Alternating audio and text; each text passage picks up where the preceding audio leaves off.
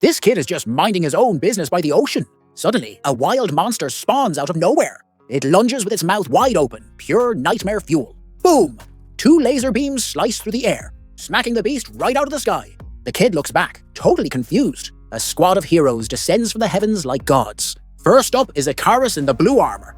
This guy is literally Marvel's answer to Superman. He flies, he punches, he poses. And yeah, his eyes shoot death lasers. Next is Makari, the speedster goddess. Her signature move, breaking the sound barrier instantly. Kingo, the Indian legend, steps up too. He doesn't need a gun. His fingers are the weapons, mixing martial arts with energy blasts like a pro.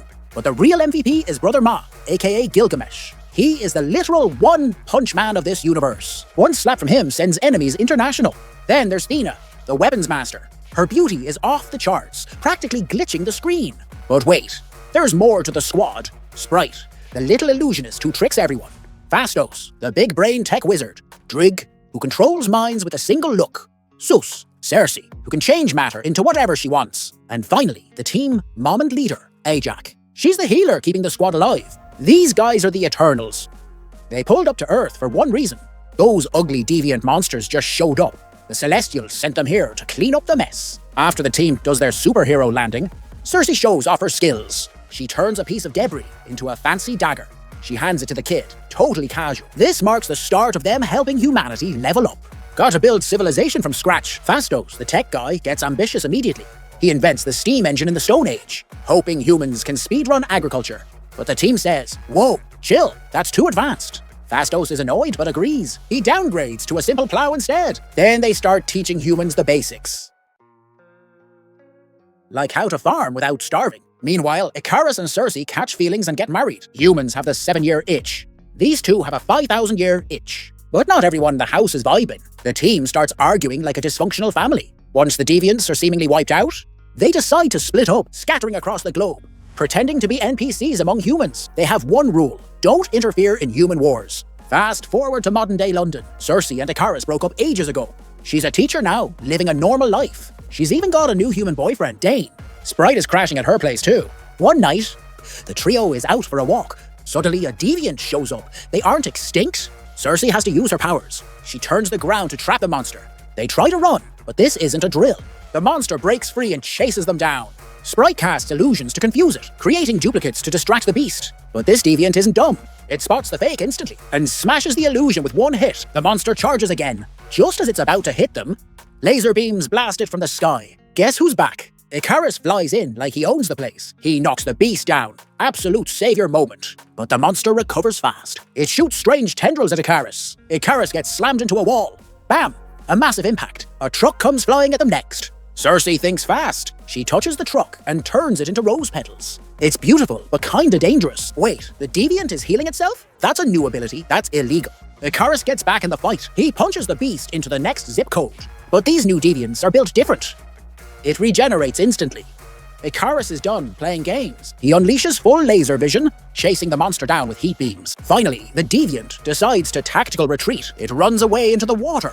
They realize the threat is back. The deviants have evolved. This is bad. The Eternals need to assemble the squad again.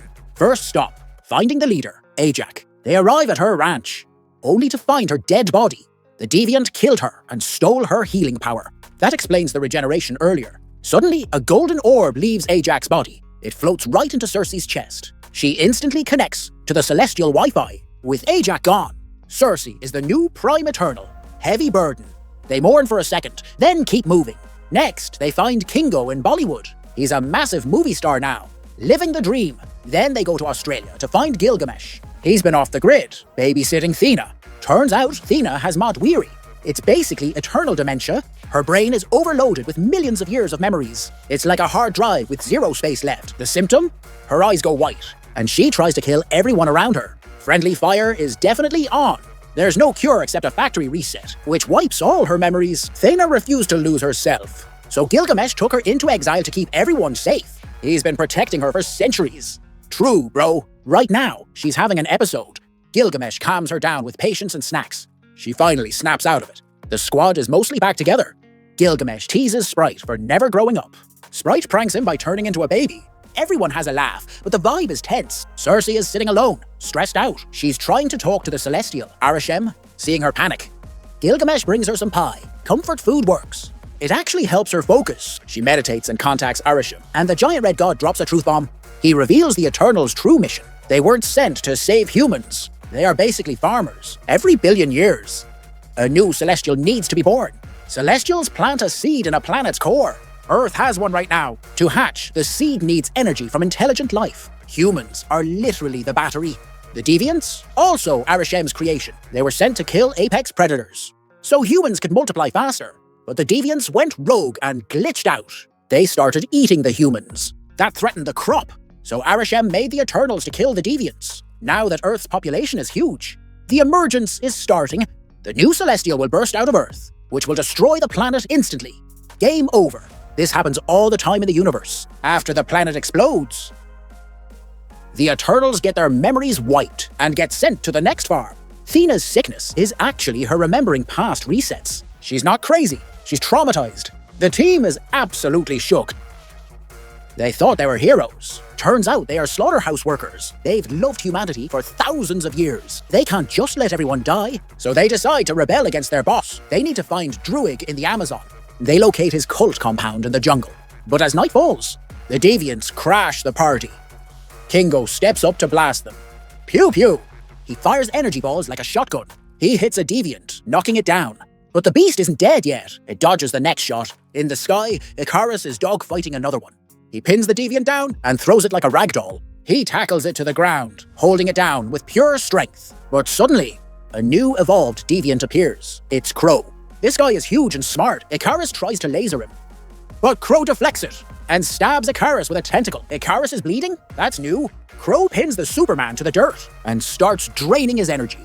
It's absorbing Ikaris' powers. This is a disaster. Crow flies up, holding Ikaris hostage. Just in time, Gilgamesh arrives. He jumps and smacks Crow out of the air. Absolute unit behavior. Crow hits the ground but gets up. It charges at Gilgamesh. Gilgamesh dodges a swipe and lands a heavy punch. Crow tries to grapple him. Gilgamesh counters with a wrestling move. But while they fight, Thena starts having an episode again. She's staring blankly, freezing up. Gilgamesh notices and gets distracted. Thena, stay with me.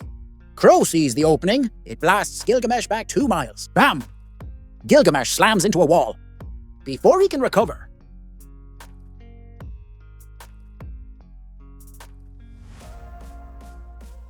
Crow is on top of him. It stabs Gilgamesh multiple times and begins draining his life force. No, get off him! Thena screams in horror. Kingo fires a massive blast, hitting Crow in the face. While Ikaris lasers him from above, they manage to grab Crow's wings and throw him off Gilgamesh. But the damage is done. Crow laughs and retreats into the jungle. It has fully evolved now, standing on 2 legs like a human, and it can speak perfectly. The team rushes to Gilgamesh, but the big guy is gone. The strongest Eternal has fallen. They hold a small funeral in the jungle, but there's no time to grieve. The world is ending in like 2 days. They need the last member, Phastos. Phastos is living in the suburbs with his husband and kid. He swore off fighting after Hiroshima. Seeing humans use his tech for war broke him. He just wants to be a dad, but Cersei and Ikaris show up. Hey, sorry to interrupt, but apocalypse. Phastos is hesitant until he realizes his family will die too. He agrees to join the mission. I'll do it for my son. Now the squad is fully assembled. They head to Iraq to dig up their original spaceship, the Domo. It's been buried for thousands of years. Phastos activates the mechanism. The ground splits open. A massive triangular ship rises. It's ancient, but still looks cool. They enter the ship and find Makari inside. She's been living here alone, hoarding artifacts, just reading books at super speed. The team reunites and plans the heist. Phastos has an idea. He wants to build a Unimind, a device to link all their powers together. If they combine their energy, they might be strong enough to put the Celestial to sleep, basically hitting the snooze button on the apocalypse. But here comes the twist. Ikaris has been acting sus this whole time. He knew the truth about the mission from the start. Ajak told him centuries ago. He is loyal to Arishem above all else. When Ajak decided to stop the emergence, Ikaris felt betrayed. So he led her to the Deviants and let them kill her. Yes, Ikaris is the traitor. He murdered the team mom. Meanwhile, Cersei finds the location of the emergence. It's happening at a volcano in the Indian Ocean. Makari scouts it in seconds. She confirms the volcano is active. Ikaris realizes they are actually going to stop it. He drops the act. He blasts the Unimind device with his lasers, destroying Phastos' hard work. I can't let you do this. I will kill every single one of you if I have to. He turns to leave. Sprite, the little simp, decides to follow him. She's in love with Ikaris. Awkward. Kingo is conflicted. He agrees with Ikaris' logic, but won't fight his family.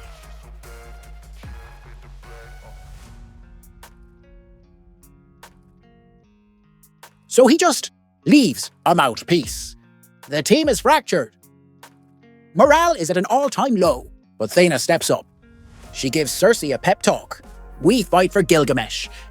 Cersei wipes her tears. They decide to go anyway. Phastos improvises a solution. He removes the sphere from Cersei's chest and hacks it into bracelets. They can link manually without the big machine.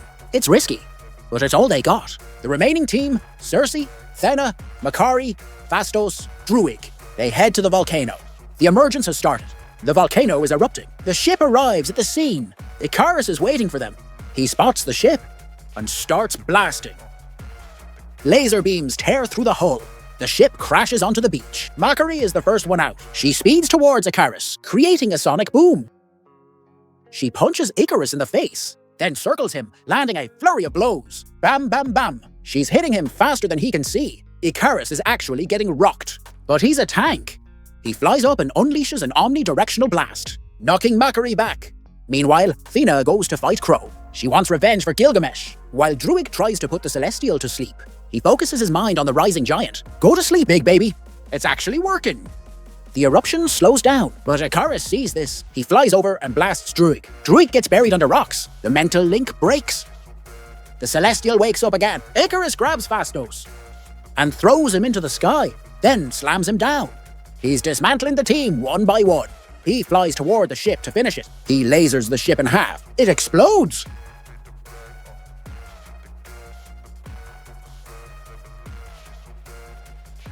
But wait, Phastos placed force fields. They survive the crash. Now the volcano is fully blowing its top. It looks like the end of the world. Makari sees Ikaris floating there. She is furious. She runs up a cliff and jumps at him. Mid-air collision. She slams Ikaris into the canyon wall. Ikaris tries to laser her, but she's too fast. She dodges every beam, running circles around him. Literally. She's generating so much friction, he can't move. Phastos joins the fight. I got you. He throws tech devices that restrain Ikaris, pinning his arms. Ikaris struggles, but Phastos' tech is OP. Even Superman can't break these cuffs. While they hold off the traitor, Cersei rushes to the Celestial. She needs to turn it into stone.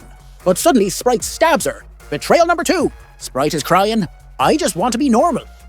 She hates being an eternal child. Cersei is bleeding out. Meanwhile, Thena finds Crow in a cave. Crow taunts her with Gilgamesh's voice. He died for you. Low blow, buddy. Thena attacks with her energy swords. Slash, parry. Crow is strong, wielding Gilgamesh's power. It pins Thena against a wall and starts draining her memories.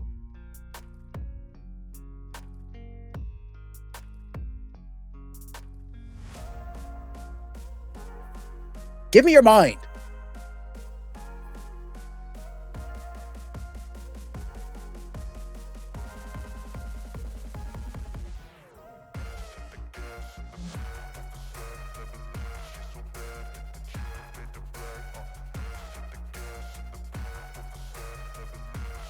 Thena feels her memories fading, but she remembers Gilgamesh's words. Stay who you are. She snaps out of it. I remember. She summons a spear and slices Crow into sushi. It's crunch time, fam! Phastos throws a heavy punch, sending the deviant straight into a cave. Thena wants her get back immediately. She chases him inside, zero hesitation. She spots Crow in the dark and jumps him like a spider monkey. Slash, dash, and stab. She charges up a massive attack. Crow blocks it, but barely. You are persistent, he growls. Crow tries to absorb her energy again. He thinks he's got this in the bag. But Thena parries perfectly. She slams into him, pushing him back into the lava zone. Magma is popping off everywhere. Thena takes a hit and falls. Crow tries to hide in the smoke. Thena reloads her weapons, looking savage. She aims right at the smoke cloud. Peekaboo. Crow screams in pain. He tries a cheap shot from behind. But Thena has eyes in the back of her head. She blasts him 2 miles away. Crow starts glitching out. He tries one last dirty trick, morphing into Gilgamesh's face, using her dead bestie to confuse her. He binds her up with tentacles, trying to drain the life out of her. But Thena is absolutely done with his games. She summons 2 blades instantly and chops him into confetti. She finally avenged Brother Ma. Meanwhile, Ikaris is trying to flee, but Phastos has him on lockdown. You aren't going anywhere, traitor!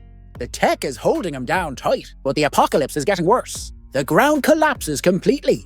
a giant golden hand bursts out of the ocean. It looks like a literal mountain rising. Cersei is standing right in the center. She puts her hands on the ground, pouring all her energy into the earth. Suddenly, Ikaris breaks free from the trap. He lands right in front of Cersei. Staring down his ex-wife, memories start flooding his brain. He remembers thousands of years of love, and he just chokes. He can't kill her. He drops his hands, defeated by feelings. The Unimind fully activates. Cersei goes Super Saiyan mode. She freezes the Celestial instantly.